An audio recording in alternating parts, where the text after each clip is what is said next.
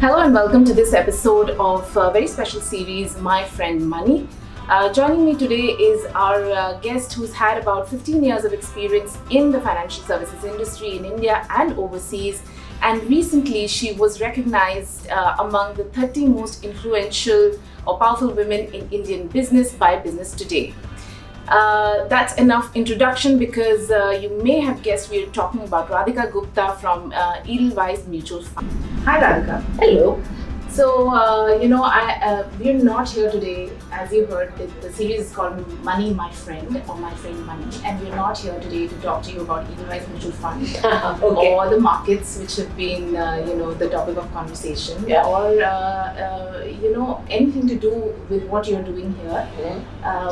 Even though you've just won that award, so congratulations. Thank you. What we want to know is a little bit more about your own relationship with money, your personal finances, and whether you're able to bring that leadership into your own personal financial decisions. So I remember we had met some time back and we spoke about how you started, I think was it in college, where you started cooking and charging your peers for the food that they would eat from your kitchen. Is that the first time you started making money, like earning your own? So yes and no. I came from a background where money was actually not that important because my dad worked in government and nobody in the family has actually worked in a corporate. So the first time I got aware about money was when I had to apply to college. Really? And I wanted to apply to a US college, and obviously with the government salary one can't afford that. And then this whole conversation about taking a loan or taking financial aid came up. And then the college counselor said, but if you ask the school for financial aid, your chances become less and they become biased against you. And for the first time in my life, I realized that money had importance. In some way, money was kind of holding you back from some dreams that you had, even though you were perfectly capable. So that's when the concept of money and having a purpose actually hit me. So I started earning in college at the age of 19. I had started this food startup then called Mirch Madness. And we were charging people $5 a plate for dal roti sabzi then. So that was the first set of income. And very shortly after that, I got my first internship at Microsoft, where I earned a few $1,000s a month, which was a princely sum for someone with my background. And that's the first time I realized I had leftover money and I had something to do with it. So from then till my first job, as in college one starts working also as a teaching assistant. So between these various odd jobs, that was my first tryst with money. Nice. So incidentally, even I started working at the age of 19 in college. Never had leftover money though. So I had nothing to do with my money except spend it on myself. So my dad had made it very clear that he will pay for my education, that is how much he could afford, but not my living expenses. So which I had to take care of and hence I had to work. But I had nothing left. So if you had that leftover amount, were you able to, were you wise enough to start your investing early in life? And no, and I don't want to lie. I think in my college days, honestly, and this sounds very silly, the money was just sitting in a savings account in a US bank earning 1%, and I wasn't even conscious about it. I started earning young at the age of 21 and a half when I worked on Wall Street. And at that time, bonuses were very good because I started in 2005, and so you can imagine the times then. So it's only when I got my first bonus, and my husband also worked on Wall Street, my first, second, third bonuses, when at the time we were 22, 23, and people started talking on Wall Street about money, that we realized, hey, we actually have to start investing this money. And this is funny because I was a financial services professional. I studied investing in college, but in terms of investing my own money, I just never got around to it. We were so busy. But I did get around to it by the time I was 22, 23. And I have to say, I made a lot of silly mistakes while investing. But the good thing I did do is that the bonus we got, we saved it up. I saved it up every year in 2005, 6, 7, through 2008 when times were not so good, obviously, and bonuses were much slimmer. And the great thing is when I moved back to India in 2009 to start a business, the only reason I could was because I had saved. So when I moved back to India, the minimum to start a PNS at that point was 2 crores, and there were 3 of us partners, and you had to split it between 3. So it was about 60 lakhs a person. I didn't have to ask my father, father-in-law, husband, or anyone whether I should move back, whether I should start this business, because I had that corpus accumulated.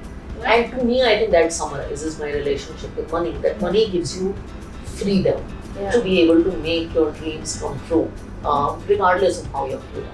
Yeah, absolutely. And I think it's a boon to have learnt that lesson earlier in life rather than later. You mentioned you made some mistakes. So, do you mean mistakes in where you made your investments, or did you not invest enough, or what kind of mistakes are you doing? So my mistake was I invested everything. So that was a good thing. Where I invested was a problem. So I didn't understand asset allocation. Now, in my context, and I tell people this a lot, money is a very personal thing. Yeah. In 2005-06, when I invested, what we did is I invested all the money in equities. My husband also did that, even though we made independent decisions. Now, that was great because we were young. But remember, we were two people who were married. Both were financial services professionals in very, very risky industries. Right. So what happened is when 2008 came around, my portfolio was down 50%. My husband's portfolio was down 50%. Bonuses were low. Yeah. He was holding stock options of Goldman Sachs. Those fell materially, and then when we needed to withdraw the money in 2009, we realized we were withdrawing much less money. So I think realizing that you have to be diversified, that you hold some fixed income, some You equity. can't be a cowboy. You can't be a cowboy. And especially, and that mistake has taught me till now and served me well. People think I'm a mutual fund CEO and I'll have an entirely equity portfolio. I actually have a very conservative portfolio because I know myself. My career is essentially a very risky career because it's an equity-oriented business. I am also married to someone in this industry. So as a household, we now are a lot more conservative in our investment decisions. And this is a learning from 2008. That's interesting. Yeah. That's interesting. But coming back to what you had said earlier about not, it took you 2 or 3 years into your professional life and your earning cycle to start investing.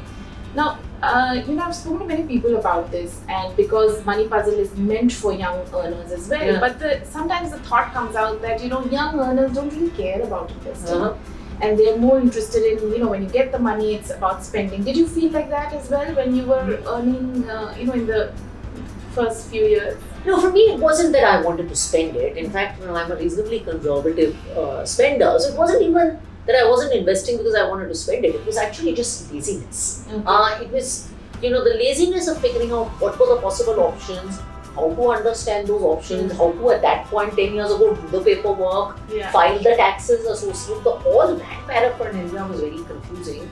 And I think the reason that young earners should invest early is exactly the same reason I did. One is, you build, even however foolish you are, you build a corpus. Yeah. Because I started a business. Savings at least. Yeah, people keep telling me I started a business at 25 and that's really young. You could only do it because you had a corpus. Yeah. The second is the point about mistakes. See, you will make mistakes. Everybody makes mistakes. I believe if you make them in your youth, when your income levels are less, you'll make them on a smaller corpus so that by the time you're my age and you have a larger corpus, hopefully, you'll make less mistakes. Yeah, so it's better to, start early, get that experience, make your mistakes like you were saying, and then move on to, a cleaner path in your later years when you're earning more and you're able to save more. So that works well as well. What did you do with your, when you started earning? Did you, you were overseas, so I don't know if you invested in a car or whatever. But do you remember your first car and did you spend a lot on it, or what was the luxury that you afforded? You guys are going to make terrible fun of me. So in New York, you did not buy cars because nobody had cars. Everybody took the subway. I had come from a very middle class family, and a bunch of my friends told me that designer handbag for the big things. And I was carrying like a cheap $20 bag, and one of my friends a year later was like, "You work on Wall Street, you've got to go buy a handbag." And so I walked into a Louis Vuitton showroom and I bought myself my first handbag, which cost a fortune in my opinion. And my family, we still have that handbag. They could not believe what I had spent on that handbag. Yeah, So yeah, that was the first thing I did. I've done many luxurious things after that, but that was the first one. I mean, I think my entire extended family knows about that. Yeah, so I think the fad for luxury handbags continues. So Yeah. I don't think I think we were on the right track with that one. Except if you come to Mumbai and then with the weather, it starts peeling, and then you're thinking, my God, what did I do? In fact, because it was my own money and I had bought that, there was a handbag that came with the handbag to put the handbag inside. And I was so careful. I used to give the bag a bath every month. I mean, I was my Bagvati moment. If you've seen that movie, and my husband was like, I'd rather be your handbag than be yours, because it clearly has a better life for me. Yeah. And did you come back to India and most of us think, oh, I must buy my own house now? Mm-hmm. Yeah. So I did buy my own house. I did not buy it in 2009 because I was a poor entrepreneur and we could barely make ends meet. We weren't taking salaries. But when we sold Forefront to Edelweiss in 2014, we did get some money. So we did buy our first house in Mumbai. What is it, the itch to buy the house? I mean, where does it come from? You've been all over, you've traveled as a child, so yeah. I come from an Air Force background, so Yeah. I've traveled as well. But for me, it's the opposite. I cannot stay in one place. Like I have an itch to get up and move. And I do too, by the way. And So where does this buying a house stability come from? it's a very random and emotional thing, and I don't believe a residential purchase is necessarily logical. I mean, many people will tell you, and I keep telling myself, real estate is a bad investment, the rental yield is only 2-3%. But your own house is not an investment. But your own house is not an investment, and it's the itch of ownership. I grew up with a father who was in government, as I said, and wherever we lived, even though they were rented or government homes, they were very large homes, Right. and my mother maintained them beautifully. So perhaps, I don't have a fancy for great cars. Anyway, I don't think in Mumbai Road you deserve great cars. But a house is just one of those things that we wanted to have. So we went ahead with it. I don't know if it's a logical thing. No, but your own house, and I Your say own this house. all the time, there's no logic to it. There's no logic to it. It's a personal, emotional choice. Yeah. If you get into the economics of it, it doesn't make sense with the kind of rental yields that we have. It makes no in India. sense, but to satisfy your sort of emotional desire, and it works. it matters. I mean, if there's a pride of ownership, Yes. it may be as logical or as illogical as my first handbag, but it is what it is. No, I think it's much more logical. It's more logical than my handbag. Yeah, designer handbags are quite another conversation. I haven't got that many of them, so. Yeah, well, that's interesting to know. And what about have you ever been careless? Mm-hmm. Leaving around money, or just careless about what you're buying, not really wanting it and buying it anyway? No, I don't mean to sound like very much of a good kid, but because we grew up, I think, with limited means, and especially through my periods of college, Right. I went to a school where most of my classmates were industrialists. And so I was the only one who was working for that Right. kind of income. Right. So there was always this consciousness that I'm earning this much, so I can only spend this much. So yes, there's always been the splurge on some diamond jewelry or the handbag. But the way I try to do it is that whatever I earn in a year, I kind of keep a splurge allowance for the year, Right. and I cap it. And so I know that every year, okay, this is one thing I want to do. My husband and I are reasonably diligent. We actually maintain a personal balance sheet for ourselves, and it just looks after our whole financial situation. And money should be fun, so we keep some fun part of it. So do you manage it together, your family finances? Do you do it individually and then discuss it out, or how do you do it? So we discuss everything out. Obviously we have separate incomes, but we're very aware of what everyone is doing. Yet, of course, we have our own accounts. So it's together and not together. So, let me ask you this then. And I did something on this recently, but I find that when I talk to younger people now and people who are, planning to get married, they feel that after marriage also it can, they can continue with let's divide everything in half kind of a approach. Yeah. So if you're staying in the same house, then rent half, buy half, groceries half, like that. But do you think that works, or do they, is there a need to have like a little bit of this sharing mindset where you at least, have a common pool to So start? you will, see in college, I appreciate where I'm coming from. I empathize. In college, my husband and I were classmates, and we would divide even the meals 50-50. If you ordered one soft drink more, you would pay $1 more for that because nobody has money. Yeah. So you do this. But I think as you grow in life, you can't be 50-50. But you can still be reasonably equal. I think on the big things, paying for the house together, paying for the car together. Of course you can do that. But different people will have different circumstances. Are you going to divide your parents' 25th anniversary celebration equally and your kids' school equally? You can't come down to an Excel spreadsheet. There's a little bit of give and take in a relationship that you'll have to get to. Whether it's 40-60. And there may be times, remember, when one spouse decides to take it easy or to do a startup and may not have income and another spouse does well, Right. etc. So I think you can be reasonably okay. You can be 50-50 on the big things and you should be okay. Yeah, also perhaps maybe have open communication about everything and then figure it out. In fact, a lot of women ask me how they should communicate with their spouses about that and get involved in it. And that is your right. And sit down. We actually do this thing where we prepare this spreadsheet and we try to discuss it every month. And that's easy. It's like another meeting at work, and then it's done. And then you move on from that topic, and you go from there. Yeah, so find some form of Find some form of communicating about it, and if you communicate about it, I suspect it's not going to be an issue. So let me ask you a bit more philosophical stuff. Are you happy with your so-called relationship with money? Do you think you want to achieve a little bit more in terms of how conscious you are or aware you are? And you are pretty aware. So is there anything left to sort of in that relationship? I'm actually reasonably happy now, and I'll just give you an example. The market went through a reasonable period of downturn in the last year and a half. A lot of my investments are also in the stock of the listed company that I work for, and that's reasonably volatile. And work can be very volatile in this period. And I have not had stress because of money. My own financial situation has never crossed my mind. Okay.